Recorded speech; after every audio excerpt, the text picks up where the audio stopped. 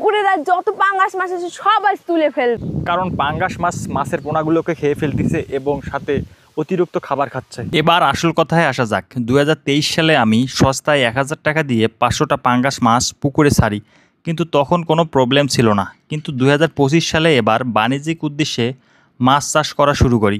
মাছ চাষের অভিজ্ঞতা না থাকার কারণে পাঙ্গাস মাছগুলোকে না ধরে নতুন পোনা মাছ ছাড়ি পুকুরে, এবং পুকুরে প্রচুর পরিমাণে খাবার দেই। কিন্তু যে হারে খাবার দিচ্ছিলাম সেই হারে মাছ বড় হচ্ছিল না। তাই ডিসিশন নিলাম সব পাঙ্গাস মাছ ধরবো, কারণ পাঙ্গাস মাছের বাজারে তেমন কোনো দাম নাই। তাই 1 মণ পাঙ্গাস মাছ ধরলাম।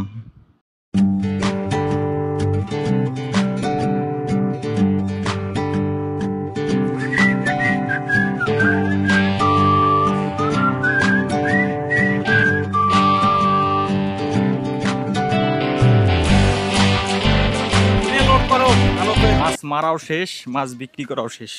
ওকে, বাই।